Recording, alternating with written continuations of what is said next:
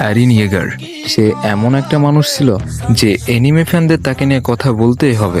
একটা ছোট বাচ্চা, আর সেই বাচ্চাটার একটা ইচ্ছা, মুক্ত আকাশের নিচে স্বাধীনভাবে নিঃশ্বাস নিবে। অ্যারিনের স্বপ্ন যতটা নিরীহ ছিল, তার চেয়ে কঠিন ছিল বাস্তবতা।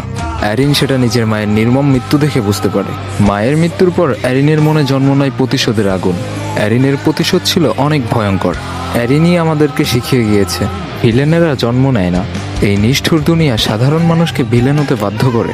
অ্যারিন শেষে তার ভালোবাসার মানুষের কাছে ইচ্ছাকৃতভাবে মারা যায়, আর মারা যাওয়ার আগে আমাদেরকে দেখিয়ে দিয়েছে একটা সাধারণ মানুষ যে কিনা ভিলেন হয়ে উঠেছিল, সে মারা যাওয়ার সময় কিভাবে নিজেকে হিরোদের মতো উৎসর্গ করতে পারে।